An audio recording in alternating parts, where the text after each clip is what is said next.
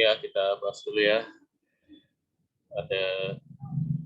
Hari ini kita akan melanjutkan proses data understanding dari beberapa proses yang harus dilakukan pada data mining yang menggunakan atau berdasarkan metodologi CRISP-DM ya. CRISP-DM.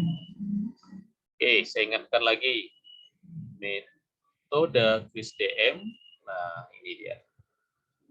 STM itu dimulai dari business understanding. Ini udah kita ya, data understanding. Jadi data understanding itu di sini ada dua bagian. Yang pertama, yang minggu lalu data understanding itu kita melihat data tidak pakai grafik. Kita melihat deskripsinya, kemarin kan gitu ya. Kita melihat struktur datanya, kita melihat korelasinya antar beberapa item-item data yang kita punya. Minggu lalu juga kita sudah bahas bahwa data itu ada beberapa jenis ya. Ada data tipe kategori, ada data tipe ordinal, ya. Kategori atau ordinal ya, ada nominal, ada data interval dan data rasio. Tapi secara garis besar data itu biasanya dibagi dua, yaitu data yang bersifat non-numerik, ya, atau disebut juga nominal, dengan data yang bersifat numerik. Oke, itu yang minggu lalu. Nah, pada hari ini kita akan bahas bagaimana kita bisa menginterpretasi data berdasarkan kalau data itu digambarkan pakai grafis. Jadi data itu bisa kita gambarkan apakah untuk tujuan deskriptif ya, sekedar melihat bentuk lainnya, atau kita bisa melihat hubungan antar data itu kalau kita bisa memilih grafis, bentuk grafik yang tepat terhadap data itu. Oke, jadi kita hari ini mau bagian sini. Nah, ini tahapannya saya sebut lagi ya. Yang nomor 1, business understanding. Kedua, data understanding. Ketiga, nah, ke depan kita baru membahas tentang data preparation. Baru kemudian modeling, evaluation, dan deploy. Nah, jadi kita pada hari ini membahas tentang data understanding secara visualisasi data. Secara visualisasi data. Kita mulai. Jadi tujuannya bagaimana caranya agar kita pada hari ini kita membahas bagaimana cara memvisualisasikan data kita menggunakan Python. Dalam hal ini alat bantunya kita pakai Jupyter. Nah, Nah, kalau data ya, dalam hal ini nanti data set ya, data yang udah kita inputkan di program Python kita, mau kita buat dalam bentuk grafis. Nah, ada beberapa bentuk grafis ya, yang bisa jadi pilihan. Ini sebagian aja ya, yang ada di sini sebagian. Misalkan ada yang diagram pie. Nah, biasa nyebutnya pie chart. Atau diagram bar nanti, batang ya. Diagram line, diagram dalam bentuk garis ya, line graphs. Nah, nanti ada yang bentuknya scatter ya, scatter plot ya, titik-titik ya, menghubungkan antara beberapa variabel ya. Nanti ada heat map. Ini sebagian di pertemuan pertama pernah jadi contoh kita untuk dasar-dasar Python nanti ya, nanti kita lihat lagi. Kemudian ada juga grafis yang tujuannya untuk melihat data statistik. Ada histogram ya. Ada histogram ini kita bisa melihat titik minnya di mana ya. Dan dengan histogram ini kita juga bisa melihat distribusi dari data kita seperti apa. Kemudian nanti ada korelasi, ada grafis yang bisa memperlihatkan korelasi. Ya, kalau kita ada 10 atribut ya, 10 atribut di dalam dataset kita, maka hubungan antara atribut itu seperti apa? Itu namanya korelasi. Ada yang cuma deskriptif ya, bisa membantu kita untuk mendeskriptifkan data kita secara statistik. Nah, kemudian nanti juga ada fasilitas melihat data per grup. Jadi datanya kita grupkan, baru kita lihat tampilan grafisnya seperti apa. Ya, kemudian ada nanti analisa data berdasarkan ANOVA ya. Yang apa? Data dalam bentuk hubungan ya, satu atau banyak variabel. Oke. Nah, kita mulai ya. Kenapa memvisualisasikan data itu penting? Ya, pada data mining, pada machine learning atau pada data science. Nah, kenapa? Karena kita udah tahu ya bahwa kita manusia melihat gambar itu bisa memaknainya dengan pemaknaan yang lebih ketimbang kita cuma melihat data saja. Kadang-kadang data yang bentuknya berlembar-lembar bisa diwakili hanya oleh satu halaman gambar saja. Makanya penting visualisasi ini bisa menyederhanakan kita di dalam memahami data, menyederhanakan dan memudahkan kita di dalam memahami data yang kita punya. Itulah makanya penting kita punya keterampilan untuk memvisualisasikan datanya. Nah, pada Python, visualisasi data itu nanti kita menggunakan library ya. Kita butuh library. Nah, library-nya itu pertama yang banyak digunakan Matplotlib. Yang kedua nanti Seaborn. Dua ini. Ya, Matplotlib nanti yang banyak digunakan adalah sub library-nya yang namanya PyPlot. Kita lihat bagaimana cara memanggilnya ya. Oke, kemudian nanti dari sinilah kita bisa membuat gambar yang informatif dari dataset kita. Ya, nah ini contohnya. Ini namanya diagramnya, namanya diagram pie. Nanti gimana caranya membuat diagram pie pakai Python ya, melalui Jupyter kita nanti. Ya, diagram pie. Diagram pie ini sangat istimewa dan banyak digunakan ya, untuk mendeskripsikan data ya. Jadi biasanya kalau kita mau tahu persentase, jadi kita punya data, kita mau presentasi, datanya kita kelompok-kelompokkan, setiap kelompok itu ini ada berapa persen, yang ini ada berapa persen. Biasanya kita pakai diagram pie ini. Misalkan Anda lah, nilai transkrip Anda, kita bisa buat nilai A-nya berapa persen, nilai B plus-nya berapa persen, nilai C-nya berapa, nilai D-nya berapa, nilai D-nya berapa. Itu kegunaan diagram pie. Nah, kemudian ada diagram lain atau chart di sini disebut ya. Chart lain ada yang namanya bar ya, batangan. Ya, diagram batang seperti ini. Ya, ini biasanya kita mau melihat perbandingan. Lihat perbandingan misalnya jumlah penduduk, jumlah penduduknya gimana? Oh, Brazil paling tinggi. Nah, dari grafik ini kita nggak perlu pakai angka pun, kita udah melihat. Oh, ternyata Brazil itu jumlah penduduknya jauh ya lebih besar dari negara-negara lain yang ada di Amerika Latin sana, misalkan begitu kan. Jadi dengan grafis, lebih mudah dan lebih cepat kita menerjemahkan data kita. Tapi tetap datanya awalnya adalah dari angka ya, dataset itu kan yang berbentuk tabular kemarin, table. Kemudian ya ini juga masih bar chart ya, masih gambar bisa diurutkan, ini bisa juga kalau semua tidak terurut nanti datanya ada cara mengurutkan. Nah, ini visualisasi berbentuk garis, line namanya. Dengan ini kita bisa misalkan kalau ini katakanlah ini waktu, kita bisa melihat perubahan dari waktu ke waktu. Ini turun, tetap naik lagi, naik, turun. Nah, itu gunanya biasanya grafik berbentuk garis. Ini nanti pakai plot namanya Python ya.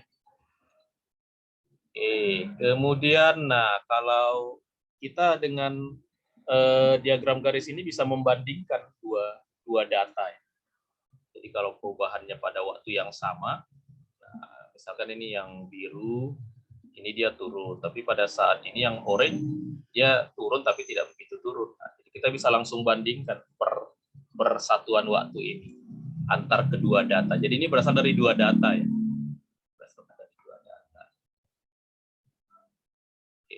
Kemudian, nah ini tadi yang scatter ya. Scatter itu titik-titik berbentuk, datanya berbentuk titik-titik.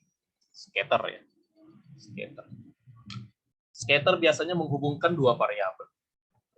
Menghubungkan dua variabel, variabel yang satu diletakkan di garis horizontal, variabel yang satu dihubungkan di garis vertikal. Misalkan di sini hubungan antara diameter dengan berat. Diameter dengan berat ya. Ini kalau tidak salah ya tentang buah-buahan ya. Apakah buah-buahan yang diameternya semakin besar, beratnya juga semakin tinggi? Nah, bisa kita lihat ini. Misalkan yang satu, yang oranye itu jeruk, yang biru ini mungkin buah yang lain. Gitu ya. Kita bisa lihat ini.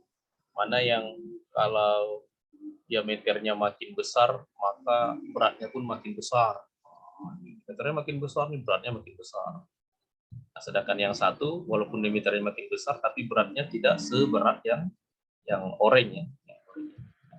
Jadi kita bisa melihat perbandingan kalau datanya kita gambarkan. Kemudian ada lagi yang namanya heat map. Nah, ini juga cukup efektif untuk memperlihatkan hubungan beberapa data.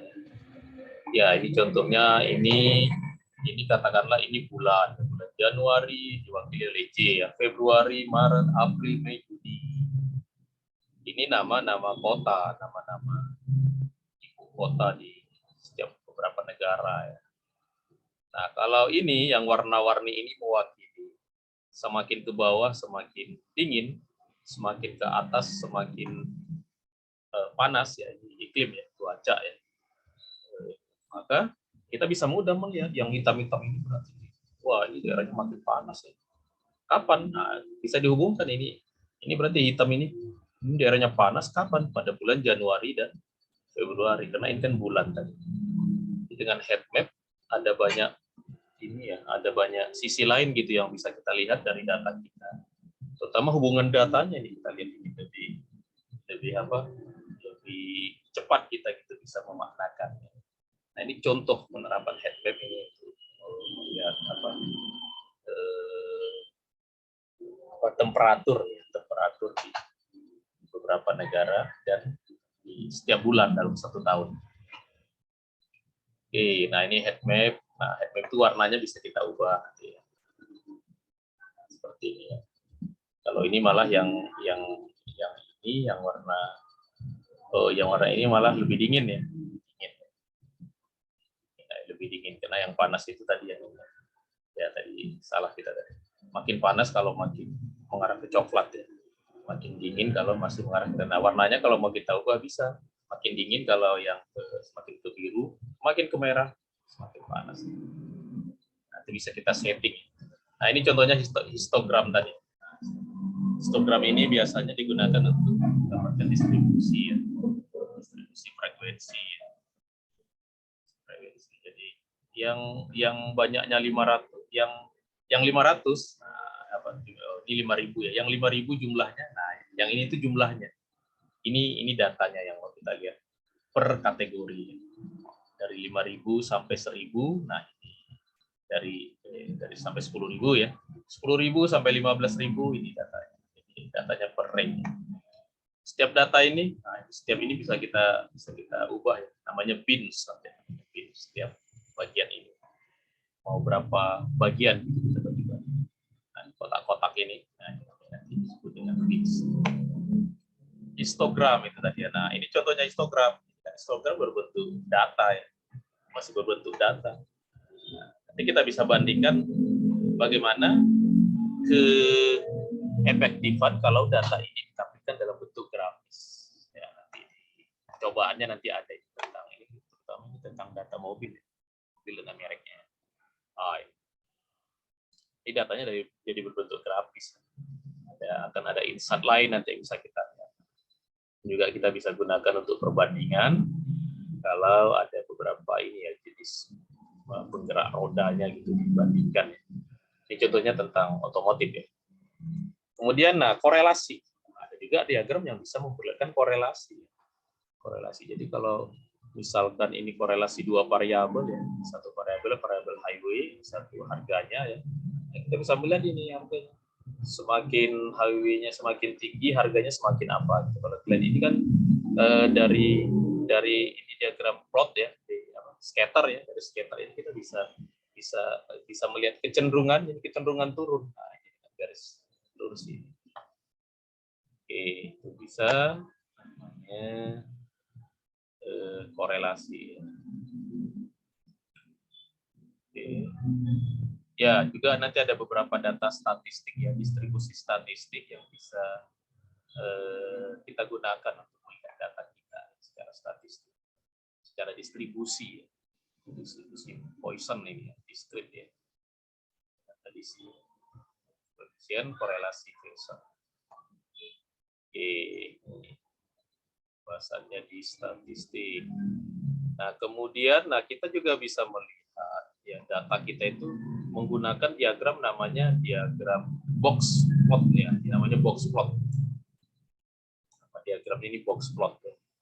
Nah, dengan diagram box plot ini kita bisa melihat besaran-besaran statistik dari sebaran data kita. Karena data statistik itu kan setelah distribusinya dibuatkan, sering juga dibutuhkan data, misalkan data tengahnya berapa. Kalau 25% ke kiri dari tengah berapa, 25% ke kanan dari nilai tengah berapa. Nah, begitu. Nah, ini dengan diagram box plot ini nggak perlu dihitung, langsung dengan gambar ini kita tahu. Gambar ini kita tahu. Ya, contohnya yang ini ya. Nah, contohnya ini data dari sebuah data ini ya, data yang jenis mesin yang convertible ya. Dari sini kita bisa baca ini nilai terendah dari convertible ini, nilai terendahnya di sini. Nah, katakan ini 10.000, ini 15.000, katakan sini 12.000. Nilai tertingginya di sini 35.000, 40.000, katakanlah ini 37.000. Nah, itulah nilai. Jadi yang paling bawah ini nilai terendah, ini nilai tertinggi ya, ini min, ini max. Nah, ini nilai di dalam diagram, di dalam distribusinya itu. Nah, di dalam distribusi ini nilai tengah. Nah, ini nilai tengah. Nah, ini yang nilai kuarter ya, kuartil 1, kuartil 2, ini kuartil 3. Sama ini juga ya. Ini nilai min, ini nilai max, ini nilai kuartil 1, kuartil 2, kuartil 3. Nah, kalau ada titik, nah ini ada titik-titik. Ini berarti ada data yang di luar dari sebarannya, yang ini ya sebaran distribusinya. Ini di luar deh. Kalau ini berarti dia di luar dari nilai max. Dia ada satu data gitu. Nah, data yang terpencil sendiri ini nanti namanya disebut outlier, data pencilan. Yang kita nyebutnya itu data asing ya, dari distribusi yang kita punya ini datanya kok aneh. Dia sendiri yang aneh. Nah, gitu. Berarti kita bisa melihat keanehan dari data kita dengan gambar. Ya. Nah, dalam hal ini digunakan box plot. Nah, gitu. Jadi dengan box plot kita bisa tahu jumlah variabelnya ada 1, 2, 3, 4, 5, rata-ratanya. Ya, rata-ratanya. Ini kan minnya ya. Rata-ratanya berarti ini cenderung ke kiri ya kalau dalam distribusi. Kalau yang ini standar deviasinya, nilai minimalnya, nah nilai ya, IKR-nya, ini kan untuk melihat ini nanti digunakan untuk melihat outlier tadi, itu outlier. Kenapa ini kita sebut outlier? Jadi titik ini ya. Oke, itu namanya statistik deskriptif. Kemudian kita juga bisa melihat grouping. Jadi karena kalau Anda menggunakan SQL kan kita suka pakai group gitu ya, group by gitu. Nah di Python juga ada fasilitas untuk menggrupkan data kita. Nah, misalkan semula datanya adalah seluruh mahasiswa Unsada ada 5.000. Kita bisa grupkan hanya teknik saja. Nah, itu namanya grouping. Atau hanya teknologi informasi saja, itu namanya grouping. Nah, dengan data kita grupkan, kita nanti bisa melihat deskripsi data yang lebih baik ya, lebih spesifikasi ya. Nah, ini beritanya begini ya, kata kuncinya pakai Unix ya. Oke, nah begini. Jadi misalkan ini di dalam drive wheels ada berapa grup? kalau kita hitung ini kan ada 4 WD, ini ada FWD saja. Berarti dari data ini aja kita sudah melihat ini ada dua jenis ya, dua grup. Ya, nanti berdasarkan drive wheels ini bisa kita grouping. Untuk melihat kaitannya ke data yang lain, jumlahnya. Itu namanya grouping. Nah, ini dia. Jadi dari data table kita bisa membuat grup nanti. Nah, dari sana juga kita nanti bisa kita lihat dalam bentuk heat map ya, heat map dalam grup ya. Grup dikombinasikan dengan grafik yang lain. Nah, kemudian ada ANOVA ya, analisis of variance ya, statistik diferensial ya. Nanti kita bisa melihat nanti ya, hubungan antar beberapa parameter nanti ya, menggunakan analisa statistik ini. Ya, ada contohnya nanti bagaimana data itu dianalisa menggunakan ANOVA. Ya, ini dia. Ya, oke. Itu untuk hari ini. Nah, sekarang kalau Anda melihat ke sini, ke bahan kuliah kita, kelas daring. Ya, ke sini. Jadi ada dua bahan ini yang saya beri. Yang pertama presentasi tadi, ini. Yang kedua nanti ini file Jupyternya. File Jupyternya Anda download, Anda jalankan seperti biasa. Nah, ini saya udah download tadi. Nah, ini dia. Ini percobaan yang akan Anda lakukan pada minggu ini. Dan ini percobaan kita kembali tentang data understanding, tetapi untuk minggu ini adalah khusus untuk visualisasi data. Nah, ini nanti. Ini yang Anda jalankan satu-satu, tapi Anda perhatikan. Walaupun tinggal menjalankan, tapi Anda harus lihat ininya. Dari atas ya. Dari atas, masukkan kursor, run. Ya. Lihat saya run. Ini, nah ini berarti ini gunanya adalah untuk membuat diagram pie. Kalau kita lihat ini, pada diagram pie ini jenis apa ya? Ini jenis es krim ya. Jenis es krim. Ada es krim yang rasa coklat, ada yang rasa stroberi, ada yang rasa mango, rasa pistachio, ada yang rasa vanila.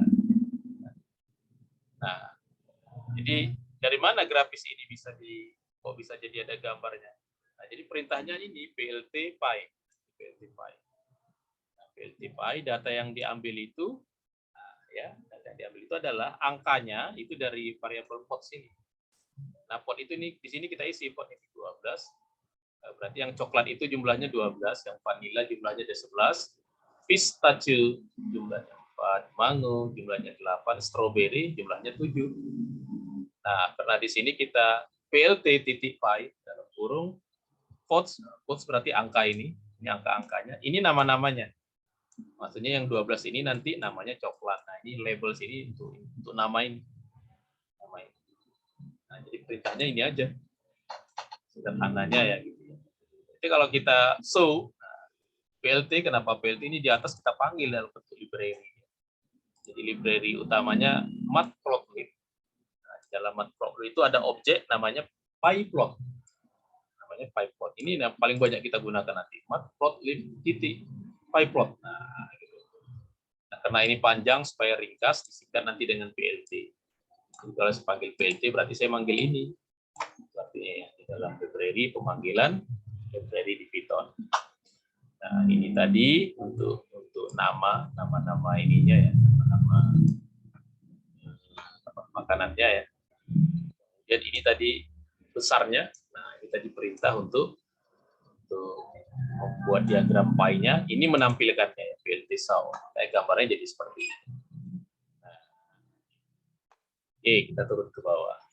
Kita jalankan. Nah, gambar ini saja kurang lengkap karena kita nggak tahu ini berapa. Kita bisa kasih angkanya dengan menambahkan auto PCT. Nah, kita ini dengan menambahkan ini, maka pada diagram ini tadi di sini jadi ada angkanya. 26, ini 28, 16. Jadi lebih informatif lagi. Tidak hanya melihat porsinya. Kalau tadi kita tahunya ini yang coklat paling gede. Jadi kita tahu. Sekarang kita melihat paling gedenya berapa? 28,6%. Gitu. Ya, oke, kita turun ke bawah ini. Apalagi? Nah, ini kita bisa ganti warnanya. Kalau kita nggak suka warna yang ini, warnanya kita bisa ganti. Warna kita bisa ganti. Contohnya ini di atas, ini warna kita definisikan ini. Warna coklat ini pakai kode warna ya. Kemudian warna biasa lah. Semua program kan kodenya seperti ini. Warna vanilla, warna itu. Nah, warnanya kita buat. Setelah itu kita masukkan warnanya waktu kita memanggil diagram pie ini ya, di dalam ini ya, color ini variabel ini ya, warnanya kita definisikan tadi. Nah, ini sehingga dihasilkan warnanya berbeda. Jadi warnanya itu bisa kita tukar intinya. Kemudian ini kita jalankan. Untuk apa? Nah, ini apa ini dengan ini. Ya, ini enggak. Jadi nanti ini kita bisa menandai gitu ya, menandai salah ini kan ada berapa potongan ini, 1, 2, 3, 4, 5. Jadi bisa kita tandai dia, bisa kita tandai kalau kita kasih angka ya, 0,1 ya, nah, ini 0,1 ya, kalau dikasih 0,1 berarti 0,1 kan 1, 2, 3, 4, 1, 2, 3, 4 berarti yang mangu, mana mangu, nah ini yang mangu. Ini kita jalankan lagi ya. Nah ini. Kenapa yang mangu ini keluar sendiri? Karena ini saya kasih 0,1. Kasih 0,1. Jadi semakin besar angkanya, keluarnya makin jauh. Ya jangan terlalu jauh juga ya. Jadi kalau ada potongan yang kita keluarkan, berarti ini kita minta orang yang melihatnya fokus ke ini jadinya. Kelihatan, ini kenapa mangu dikeluarkan? Oh, jenis mangu 19%. Cepat fokus. Jadi kita bisa mengeluarkan potongan dari diagram pie kita. Ya, oh iya, ini tadi potongannya. Nah, ya selain bisa kita gambarkan, kita juga bisa gambarkan diagram pie kita itu dengan tampilan yang seolah-olah 3 dimensi. Dengan shadow ya, nah ini seolah-olah 3 dimensi. Dan beda ya. Ini datar, ini seperti ada ketebalannya. Jadi hanya dengan memberikan parameter shadow. Ya, oke. Kemudian, nah ini ya, sama ya. Oke, itu diagram pie. Berapa percobaan diagram? Oh, yang ini memberi judul tadi ya. Judul ini. Kan di atas nggak ada judul. Ini diagram pie apa sih? Nah, yang di atas kan ini belum tahu ini diagram pie apa ini. Nah, kita bisa beri dengan title. Title mana dia? Ini dia. BLT title favorit ice cream flavor. Nah, yang munculnya di sini di atas. Ini diagram ini kalau mau kita copy, ini saya klik kanan, copy. Ini kalau saya paste langsung masuk deh sampai ke mana ke PowerPoint gitu ya. Nah, kalau saya paste, langsung dia masuk ke PowerPoint kita ya. Itu kelebihannya dengan Jupyter ya. Kita bisa langsung kalau kita perlu ke Word gitu ya. Setelah kita grafi ini, jadi kita klik kanan aja sih, ini ada copy image. Oke, sekarang bar. Nah, ini bar ini yang tadi ada. Kita lihat ini berarti bar untuk apa jumlah penduduk negara Amerika Selatan tadi. Nah, oh salah ya. Oh salah. Ini dia. Ini. Nah, ini. Ini jumlah negara ini. Yang dua ini negara apa? 1, 2, 3. Yang ketiga ya berarti negara Argentina, Bolivia, Brazil. Oh, Brazil paling tinggi. Wah, ini ada yang kecil ini, kecil. Yang 12 negara apa ini segini? Yang 12 itu aja 1, 2, 3, 4, 5, 6, 7, 8, 9, 10, 11, 12 Suriname. Nah, ini Suriname. Jadi dengan diagram batang kita bisa membandingkan jumlah dari beberapa bagian data yang kita punya. Ini datanya Argentina berarti jumlah penduduknya segini, Bolivia segini. Gitu. Nah, kemudian perintahnya adalah pakai bar. Kalau tadi BLT pie, kalau sekarang di sini BLT bar dengan parameter ini nilai X-nya, ini populasinya. Jadi X itu ini horizontalnya, nilai horizontal, yang nilai vertikalnya itu yang populasi. Coba yang kedua. Nah, ini angka tadi, ini kan tadi saya lihat dulu ini 12 apa? Saya naik ke atas. Oh, 12 tadi ternyata Suriname. Nah, itu bisa kita ganti menjadi langsung namanya. Langsung kita ambil ya. Berarti di sini kita ganti dia dengan atau kita berikan parameter namanya tick label countries ya, dengan parameter tick label countries. Kan jadi lebih mudah kita bacanya ya ketimbang ini yang hanya angka. Oke, kita coba lagi di bawah. Nah, ini menambahkan judul ya, South American Population. Kalau sini kan belum ada ya. Ini grafik apa sih? Nah, ini grafik populasi bangsa negara di Amerika Selatan. Nah, ini kita memberikan, nah kita bisa putar ya. Oh ya, ini kita kalau ini kan datanya nggak terurut ya. Kalau ditanya yang paling banyak mana, nomor 2 mana, nomor 3 mana. Nah, datanya bisa kita urut, kita sortir dulu sebelum ditampilkan. Nah, perintah mensortirnya itu ini sort values. Sort values, ya, di mana ini datanya dari menjadi data frame ya, berbentuk data frame di sort values. Nah, setelah kita sortir ini, maka di sini pun jadi tersortir. Nah, paling banyak Brazil, kedua Kolombia, ketiga Argentina, dan selanjutnya. Jadi lebih enak kita melihat. Kemudian, nah kita bisa ganti warna batangan. Nggak monoton seperti ini ya. Kita ganti begini. Bahkan satu kita bisa beri warna yang berbeda. Ini merah.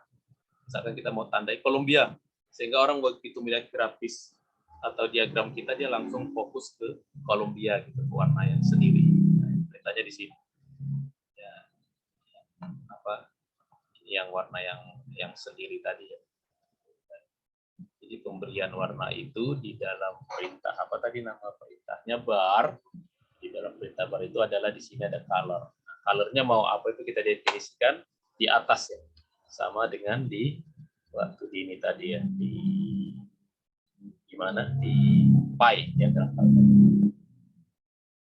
Cuma ini dia di sini contohnya dia pakai ini aja karena warnanya semuanya biru ya, biru ini jadi pakai pengulangan ya, sehingga biru dulu semuanya, baru nanti ada satu yang warnanya merah.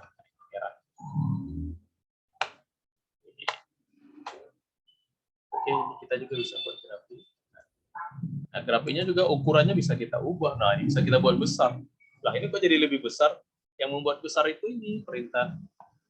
Nah, di sini yang membuat menjadi ukurannya lebih besar.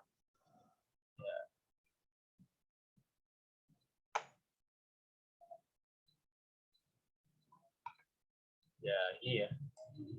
Nah, fix size ini 20/10. Kalau di atas ini kan nggak ada ya. Kan nggak ada fix size. Dia menjadi lebih besar. Mau berapa ini angkanya bisa kita ganti ke 20/10. Ininya maksudnya 20/10. Ininya X-nya dengan Y-nya. Nah, ini contoh berikutnya ini diagram garis. Ini garis yang tadi.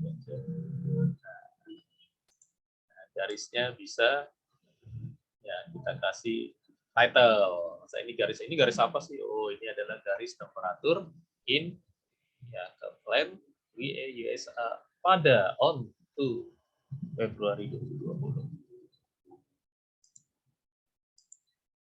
Nah, ini setiap titik supaya kita tandai bisa kita kasih poinnya.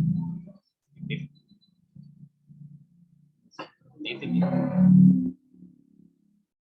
Ya, ini pakai marker. Karena bulan dia bulan. Nah, kalau ada dua data. Yang satu temperatur asli, temperatur yang kenyataannya, yang sebenarnya. Yang kedua temperatur yang sebelumnya kita prediksi. Kita mau bandingkan hasil prediksinya cocok nggak? Nah, kalau ini yang kuning prediksi, yang ini yang nyata, nah kita lihat memang secara polanya sih mengikuti nih. Nah, artinya hasil prediksi itu walaupun tidak sama benar, tapi mengikuti lagi pola sebenarnya. Jadi caranya datanya itu kita gambarkan. Kalau cuma melihat ini kan lebih sulit kita untuk memahami keterkaitan dua data ini. Oke, itulah gunanya diagram garis, diagram line. Kemudian ini scatter, ini yang titik-titik tadi ya. Scatter ini diagramnya berbentuk titik-titik. Ini. Berarti menghubungkan data ini dengan data ini. Data ini itu apa? Di sini belum ada disebutkan. Nah, sini kita lihat. Ya, ini ini menambah data ya. Jadi ini antara ukuran diameter lemon dengan line. Ini datanya, data lemon, diameternya ini yang width. Jadi ini udah ada 2 data, berarti ini mau membandingkan scatter kedua-duanya. Nah, kita bisa kasih judul lemon PS line. Berarti yang orange lemon, yang ini yang biru line. Kita bisa kasih juga tulisan. Nah, supaya kita nggak lupa ya. Oh, yang ini lemon, yang warna ini line. Itu namanya scatter. Kemudian heat map. Nah, heat map ini udah pernah kita coba ya waktu minggu pertama dulu. Nah, heat map ini untuk memperlihatkan gambar. Nah, sebentar, saya jalankan. Heat map ya. Heat map ini pakai Seaborn. Nah, dia nggak pakai matplotlib. Jadi kalau kita menggunakan heat map, yang kita import itu adalah Seaborn. Kita ringkas namanya dengan SNS. Ada lebih banyak grafis gitu yang lebih menarik ya, lebih pretty gitu ya di Seaborn ini ya. Ini contohnya tadi dalam bentuk heat map. Ya, ini di minggu-minggu pertama kita udah pernah ya pakai. Jadi ini Anda tinggal jalankan aja. Tinggal Anda lihat juga mempelajari codingnya nanti. Mengaruh setiap baris program. Nah, ini mengganti warnanya tadi. Ini visualisasi statistik. Ya, ini yang bin tadi ya. Nah, ini misalkan ngambil datanya dari dataset, dari file ya, ini filenya langsung diambil. Kalau kemarin kita file JSON-nya kan letaknya di lokal ya. Kita download dulu dari Kaggle ya. Bisa juga kita ngambilnya dari alamat linknya. Misalkan di link ini ada datanya adalah data otomobil. Nah, kelihatan nih langsung ada datanya. Ini berbentuk kayak pakai data frame ya. Nah, ini binisnya kalau kita buat 30. Ini berarti ininya ada 30. Ini bisa kita ubah ini ya jadi 50 misalkan, jadi lebih detail, lebih kecil-kecil ya. Kecil ya. Bisa Anda ubah-ubah lah. Ininya ya. Oke, nah ini kalau 20 jadi lebih lebar. Oh enggak, ini contohnya ini kalau yang mau kita lihat ada yang pertama berdasarkan harga, yang kedua adalah jenis drive wheels-nya. Nah, ternyata kan ada 3 jenis. 3 jenis drive wheel, masing-masing harganya ada yang harganya 7.500, jumlahnya 3, yang harganya sekian, jumlahnya sekian. Tujuannya menggambarkan ini ya. Oke. Ya, ini juga membandingkan ya, dengan histogram, ya, 2 data juga ya, yaitu untuk kolom bore dengan kolom stroke. Tidak data ini ya, data otomotif, mesin mobil. Ya, ini data statistik. Jadi data kita juga perlu kita lihat secara statistik, korelasinya.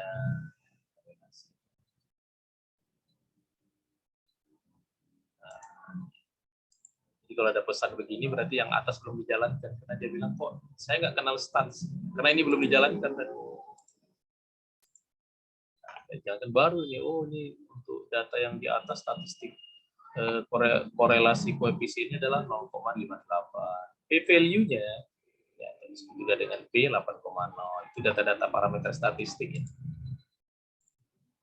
Sehingga makna-makna statistik bisa membantu kita untuk memahami data. Ya, ini yang kemarin ya, datanya bisa kita lihat strukturnya dengan detail. Lalu ya bisa kita gambarkan. Nah, ini tadi antara hubungan antara jenis ukuran mesin sama harga. Jadi kalau ukuran mesinnya sekian, harganya sekian. Nah, ternyata kalau kita plot, ternyata sebenarnya hubungannya berbanding lurus ya. Semakin besar mesin, semakin mahal harganya. Ya. Ya, ini datanya kita melihat hubungan. Ini yang minggu lalu juga sudah ya, hubungan antara besar mesin sama harga ini. Oh, ternyata hubungan apanya? Tadi berbanding lurusnya nilainya 0,8. 0,8 berarti ya berbanding lurus. 0,8 ya. Nah, ini dua data yang lain. Diplot juga bisa diplot ya. Kalau kita lihat grafisnya ini semestinya min. Nah, ini min deh. Kenapa? Karena kalau turun itu hubungan dua variabel itu terhadap variabel X-nya dia turun, berarti nilai korelasinya kan 0,7. Ya, itu data statistik, itu data yang lain, korelasi yang lain. Oke. Kemudian, nah, kita bisa membuat diagram box plot yang tadi. Jadi diagram box plot tadi pakai ini juga, dia pakai apa tadi, di import itu SNS tadi, Seaborn namanya. Jadi ada selain matplotlib ada library untuk menggambarkan namanya Seaborn. Nah, pada Seaborn itu ada ini Max namanya box plot. Nah, jadi contohnya ini mau apa, hubungan box plot, nanti yang X-nya jenis bodi mobilnya, yang Y-nya itu harganya. Jadi ini harga. Berarti ini ada 4 jenis body style, ada yang model convertible, hatchback, ya, sedan, wagon, hard rock. Gitu. Nah, ini tadi data statistiknya tadi. Ini beritanya sederhana aja. Kita box plot. Box plot. Ini data X-nya, ini data Y-nya. Nah, ini data set-nya. Data set dari DF yang di atas. Oke, kemudian nah data ini juga kita bisa lihat dengan describe ya, seperti minggu lalu ya. Describe itu melihat korelasi semua variabel yang ada pada dataset kita. Kita bisa pilih hanya yang objek saja. Ini kita bisa membuat tabel frekuensinya. Berarti forward ada 118, RWD ada 75, gitu ya. Frekuensi kita bisa ubah ke datanya ke bentuk frame, sehingga nanti bisa kita gunakan untuk menggambarkan grafik yang lain. Nah, oke. Kemudian grouping. Nah, grouping ini berarti menggroup ya. Misalkan drive wheels. Drive wheel ini ada berapa jenis? Nah, cukup beritanya unik gitu. Setelah saya jalankan, oh drive wheel itu ada 1, 2, 3, ada 3 jenis. Kenapa beritanya pakai unik?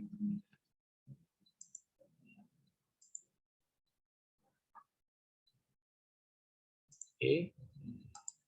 Nah, kemudian kita setelah kita tahu drive wheel itu ada berapa? Ada 3. Nah, kita bisa hitung nanti jumlahnya, atau dalam ini rata-ratanya ya. Bisa jumlah, bisa rata-rata. Jadi rata-rata harga apa tuh ya? Harga mobil yang jenis drive wheels-nya 4 WD ini harga rata-ratanya sekian. FWD sekian, ya. RWD sekian. Nah, kalau ini ya masih rata-rata ini drive wheel dengan dalam bentuk table ya. Jadi ini itu data-data statistik. Kita juga bisa buat data kita itu kita pivot ya. Kita pivot kayak kita di Excel. Di Excel kan kita sering itu butuh datanya, kita mau kelompokkan gitu ya dalam bentuk kategori tertentu. Nah, seperti ini yang di pivot ini yang drive wheel tadi. Nah, ini yang drive wheel. Tampilannya bisa lebih menyesuaikan gitu ya dengan tujuan kita menggrupkan. Ya, gitu ya. Jadi kalau kita ini misalkan ini jurusannya langsung nanti di sini. Di data yang lain. Itu namanya grup. Oke, nanti kemudian grupnya juga bisa kita buatkan ya head map. Head map ya. Oke, kita lanjut. Nah, ini untuk ya, kita head map-nya. Nah, kemudian kita juga bisa menggunakan ANOVA ya, analysis of variance. Varian itu kan apa? Sebaran. Kita bisa melihat menganalisa data kita berdasarkan sebarannya. Materi statistik ya. Sekarang statistik.